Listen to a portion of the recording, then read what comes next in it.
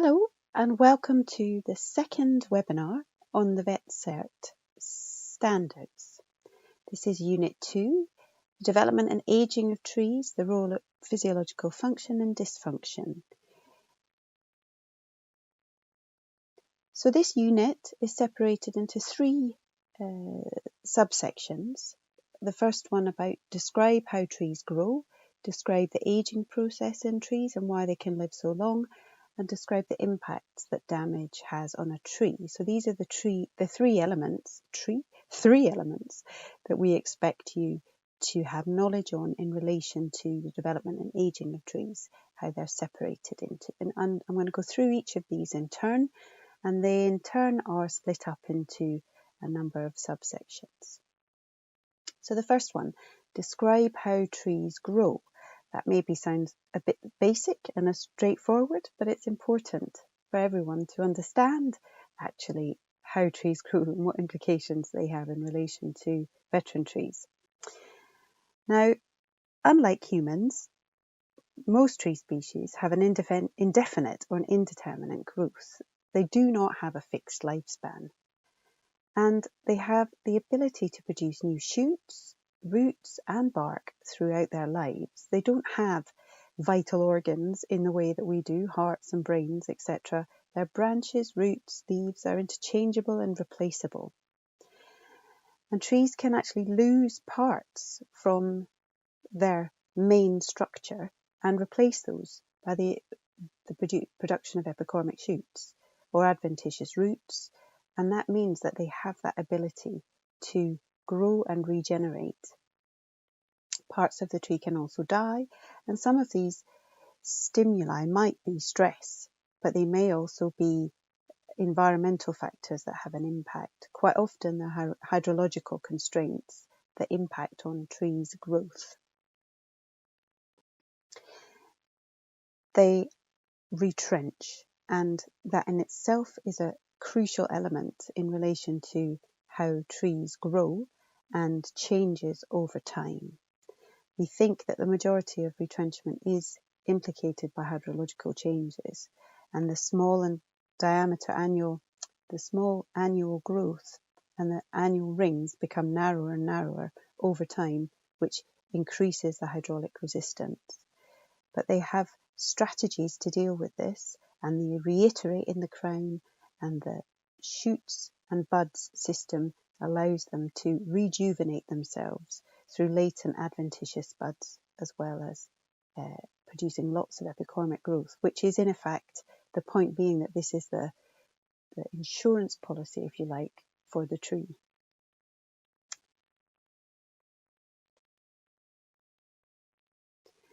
So then the other part of this is describe the wide range of factors which affect how trees grow, with specific reference to veteran trees. So the underlying theme here is some of these topics may appear to be much more general, but in fact they're not general. We want you to be able to identify how these particular factors are relevant just for veteran trees and our oldest trees.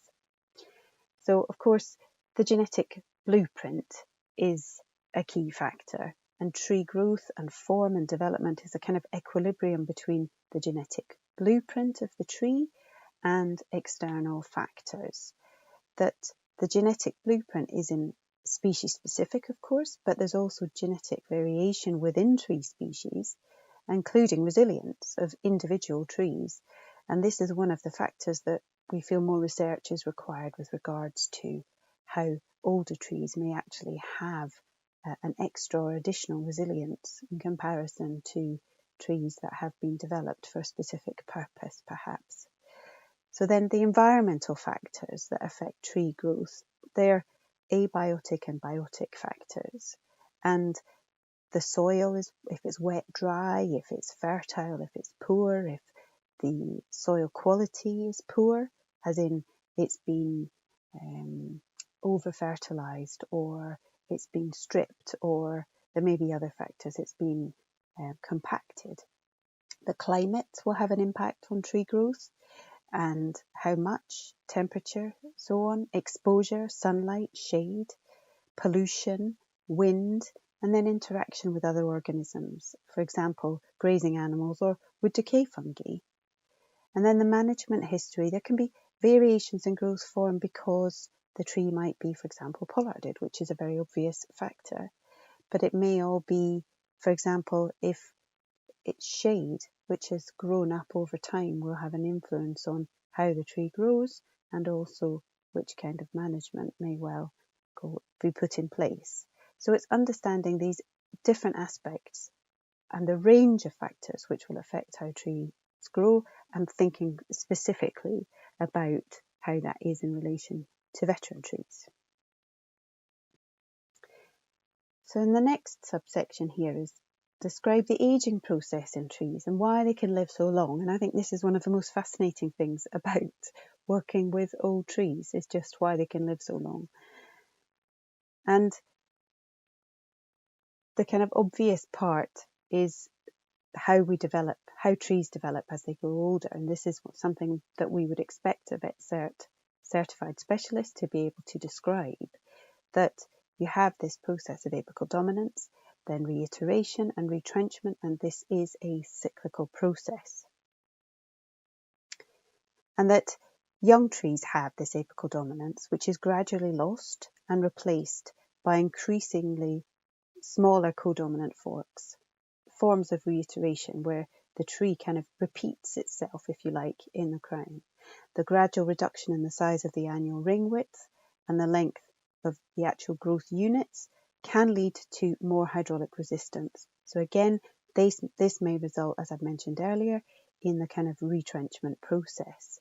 And the tree may respond to this by producing epicormic growth, as we've already mentioned. But this may also be stimulated by stress, and it may result in the tree's decline. But it may also stimulate this cyclical process where new growth is brought on and is developed in the tree. As I said earlier, also it's kind of its own insurance policy. So being able to describe this process, and that it's not a one-way process, that there can be several side routes and there can be cyclical processes, and it often includes aging in itself implies some elements of decay very often. Hollowing is often a natural process, and the formation of functional units, which we'll come back to shortly. So then another section here is about the resilience and survival strategies with which veteran trees can reach great age. And I think, as I've said, this is what I think is most fascinating, that trees in their crown structure will change. So architecturally, the crown will alter. The quantity and variety of epicormic shoots and adventitious shoots are all parts of a tree's resilience, and in fact the hollowing aspect. So those are the three areas that we would expect you to be able to describe the reasons why trees have this resilience, helping them to reach very great ages. So the new layer of compartmentalized wood is created each year. This indeterminate growth pattern that we've already mentioned, that because new shoots can be produced, new roots can be produced, new bark, that the reorganization in the crown structure can take place in response to loss of branches, for example, or even stress. Trees have the ability to layer and regenerate themselves, form phoenix growth. They have shoots from the base, hollowing and adventitious roots, which then take advantage of that decay, recycling of nutrients, the retrenchment process, which also allows this redistribution of the crown, giving it, reducing it in height, which potentially also reduces the biomechanical forces. So there's a whole range of factors which we would expect you to be able to describe as to why veteran trees can reach, or any trees in fact, can reach such a great age.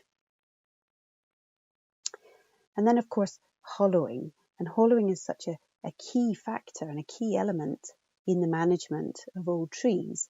It's important that this is an area that you understand. So very often our veteran trees are also hollow. There's dysfunctional wood, there's wood decay, there's nutrient recycling, and also of course this creates habitat for other species, saprosylic or wood decay habitat. And this process that we would like you to be able to describe relates to heart rot, which follows dysfunction because of potentially either the loss of taproot or above ground injury or dieback in the roots. It can be all sorts of reasons which actually stimulate that process, but that we get this central heartwood decay, and that decay in itself is a very valuable habitat.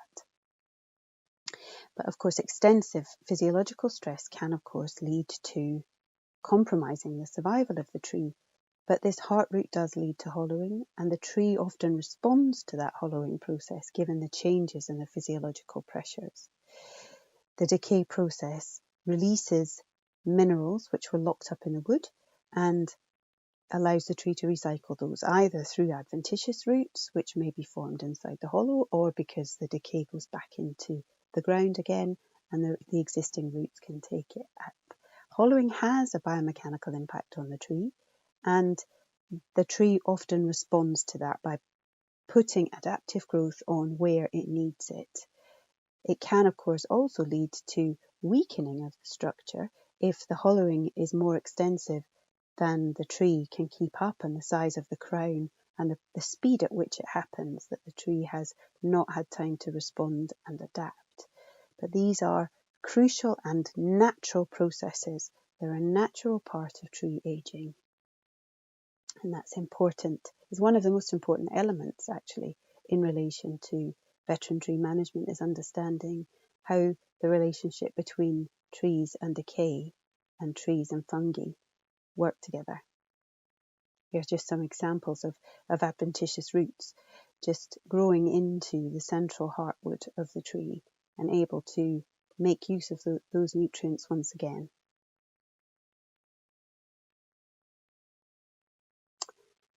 Functional units is something that's important to understand and is very specific often in relation to veteran tree management. And semi-autonomous functional units, they are basically where the tree splits up into separate units, and they may independently function from one another, and they may also need independent assessment. In other words, they may need to be managed differently. And in essence, you can describe this as a colony, so that the single tree splits into several individuals, which are all part of the same tree in essence, or the same colony.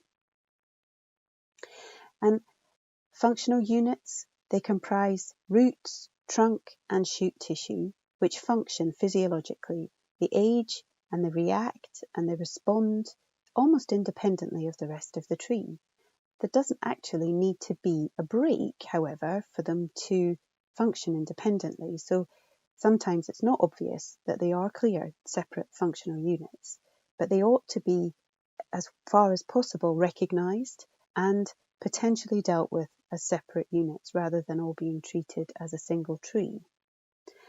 And a tree that has split up, then treat it as a colony. Clearly, they're genetically identical, but they have potentially got their own root systems which are connected to their own crown, which means that pruning, for example, or management of the root system should take into consideration that these potentially have access to different sources and may respond differently. And here's an example of a tree with at least two separate functional units. So the one here on this side is one separate unit, and this side here is actually still alive and still has a very small crown on that side of the tree.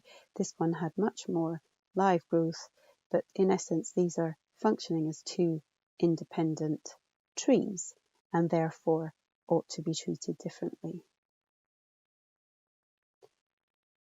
There is actually a paper by David Lonsdale regarding functional units, which was published in the Arboricultural Journal in 2013, about recognising functional units and using that as an aid to management with reference to veteran trees, and that's really recommended.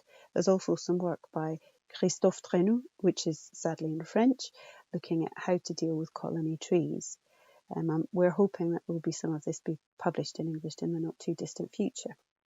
So the final element of Unit 2 is describe the impacts that damage has on a tree. And clearly this is very important to understand. And divided into the different types of stress and dysfunction in a tree are physiological stress and mechanical stress, so damage of some kind. And physiological stress factors include drought, waterlogging, competition for light or competition for water and nutrients, stress perhaps due to soil degradation such as compaction or nitrogen deposition. And mechanical stress, of course, are catastrophic events such as storm damage or pruning or even heavy browsing. It may also be root damage in relation to, say, trenching or digging. And understanding these different types of stress and dysfunction are important, and in being able to recognise them, of course. So then describing the impact of what, for example, pruning has on a tree, that air enters into the functional wood, so oxygen levels rise. It can result in physiological dysfunction, embolisms, where bubbles of air go in and mean that the tree can no longer use that functional wood. And it can result in decay. And the sapwood is much more palatable for fungal growth generally, and it's where they're much easier for the fungi to break down. So keeping physiological function in the sapwood is one of the important elements of managing veteran trees. Exposure and aeration of already dysfunctional heartwood may also speed up the process of decay. It's very important that during veteran tree management, it's quite often the case that larger pruning rooms may be required in comparison with standard arboriculture. But it's also important to understand that larger wounds obviously have the potential to have a larger proportion of dysfunctional sapwood as a consequence of pruning.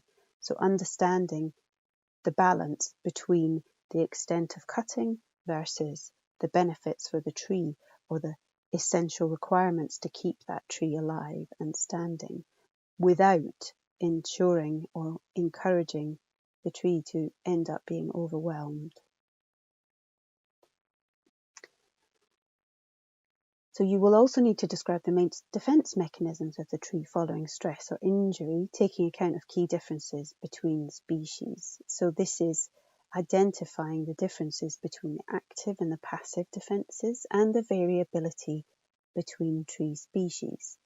So the passive defences that we're looking at, for example, they will be the bark, that is a passive defence, the low oxygen content of the wood, which can prevent the development of decay fungi. Then there are also natural preservatives in wood, which also have an impact on the decay process. Then there are anatomical boundaries in the wood, for example. And then active defences that after wounding, which may lead to oxygen that goes into the sapwood. Then we have compartmentalisation, which responds to that ingress of air and the loss of water. New kinds of barriers that are created. But the active defences do require energy, and if the tree is already stressed, it's less likely to respond well. There's resin formation, which is another active defence. And then secondary compounds can be produced as well. For example, in relation to damage by browsing, that's a very common response, is that increase in the toxicity of leaves or the increase in the smells that are developed and generated to discourage further herbivory.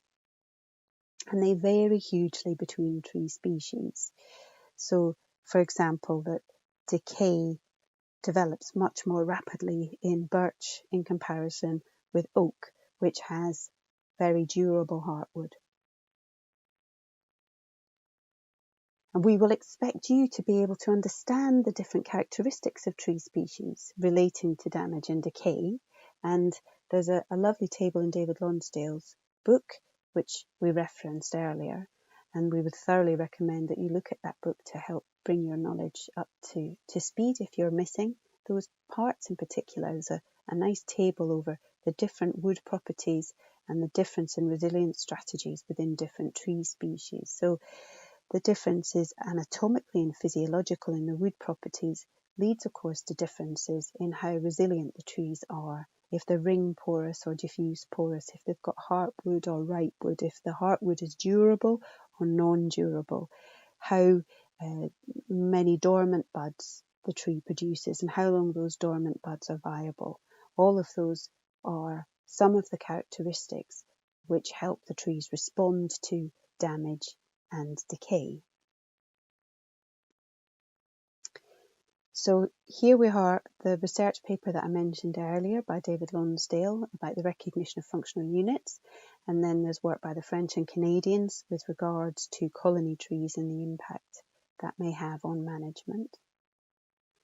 And then David Lonsdale's book again, Ancient and Other Veteran Trees. The chapter 4 there is about tree work and assessment of requirements, and that's where you'll find a table with information regarding different tree species. So that's the end of Unit 2, and next time we'll touch on roots and the soil environment. Thank you very much, and once again I'll remind you to note down any questions that you may have as a consequence of Unit 2, and we'll pick those up at the question and answer sessions. Thank you.